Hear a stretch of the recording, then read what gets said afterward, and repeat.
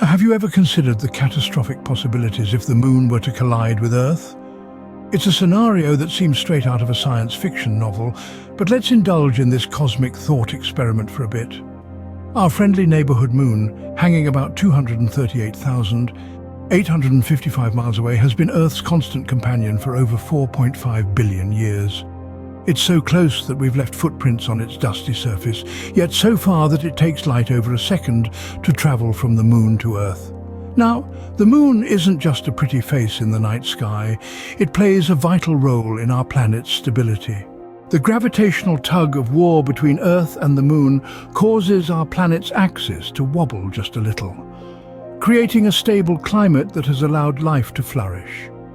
The moon also influences our tides, creating a rhythmic dance of ebb and flow that has shaped our coastlines and influenced our ecosystems. But what if this celestial ballet were to come to an abrupt end? What if, against all astronomical odds, the moon were to crash into Earth? The odds of such an event are astronomically small, almost zero. It would take a cosmic catastrophe, an event of unimaginable scale, to knock the moon from its orbit and send it hurtling towards us. Perhaps a rogue planet passing by, its gravitational pull tugging at the moon, disrupting its orbit. Or maybe a catastrophic collision with an asteroid the size of a small country, sending it spiraling towards Earth.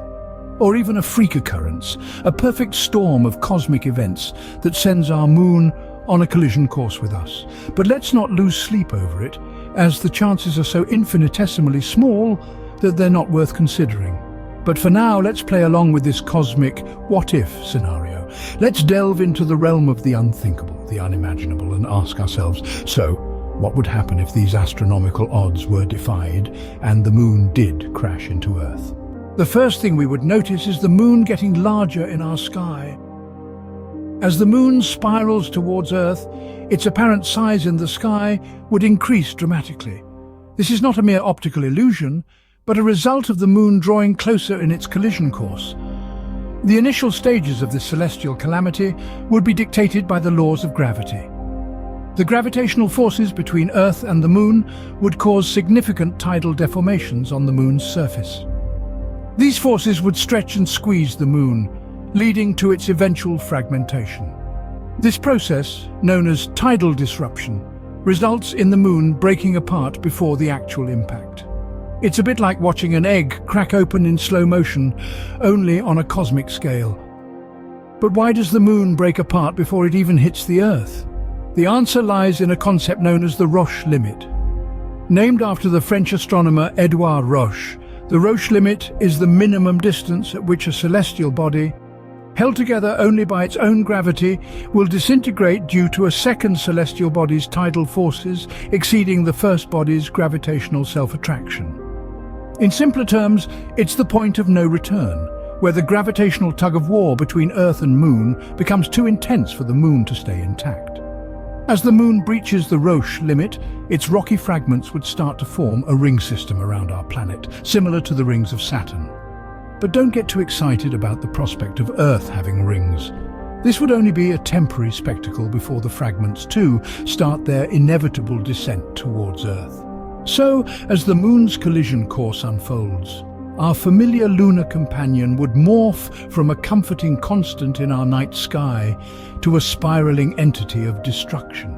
The tidal forces would tear it apart, and the resulting fragments would rain down on Earth, paving the way for the real chaos. Once the Roche limit is breached, the real chaos begins. And this, my curious friends, is only the initial impact. Hold on to your seats as we delve deeper into the cataclysmic aftermath in the next scene. Imagine a shower of celestial fireworks, only 1,000 times more destructive. In the aftermath of the moon's collision with Earth, chaos reigns supreme. The initial impact, with its raw, untamed energy, would have sparked global firestorms, turning the world into a fiery inferno. Picture a sea of flames consuming everything in its path, turning entire cities into cinders. The force of the collision would have also triggered massive tsunamis. These aren't your typical oceanic giants, but monstrous waves, hundreds of feet high, born from the energy of the moon's descent. As they spread out across the oceans, these tidal behemoths would obliterate coastal cities, submerge islands, and reshape continents. In the aftermath of the firestorms and tsunamis, the world would hardly resemble the home we once knew. But the cataclysm doesn't stop there. The impact would have thrown enormous amounts of dust and debris into the atmosphere. This dust cloud would envelop the globe, turning day into night and plunging the world into a harsh and unforgiving impact winter. The sun's rays, the very lifeblood of our planet, would be blocked out, causing temperatures to plummet. The once blue sky would be replaced with a thick, grey haze. This would have devastating effects on the planet's ecosystems. Plant life unable to photosynthesize would die out, causing a chain reaction that would cripple the food chain. In this desolate landscape, survival would be a daily battle. The dwindling resources, coupled with the harsh environmental conditions, would make life a struggle for even the hardiest of species. This cataclysmic aftermath, the result of a single celestial collision, would change the face of the Earth forever. It's a chilling reminder of the raw, destructive power that exists out in the cosmos, and the fragile nature of our place within it. But the devastation doesn't end there. Stay tuned as we delve deeper into the long-term consequences of this astronomical catastrophe. In the long run, the Earth would be an unrecognizable, barren wasteland. Our blue planet, a cradle of life as we know it, would undergo drastic climate changes due to the collision. The dust and debris thrown up into the atmosphere would block sunlight for years, maybe even decades. This phenomenon, known as an impact winter, would plunge the Earth into a prolonged period of darkness and cold. Agriculture, the lifeblood of our civilization, would be devastated. Crops would fail due to lack of sunlight, leading to widespread famine. The food chain would break down, starting from the smallest microorganisms that rely on photosynthesis to the largest predators at the top of the food chain. But the devastation wouldn't end there. The massive disturbances in the atmosphere would likely cause drastic changes in weather patterns. Violent storms and unpredictable weather phenomena would become the new norm. Over time, a significant portion of Earth's species would face extinction, unable to adapt to these harsh new conditions. And let's not forget the impact on the oceans.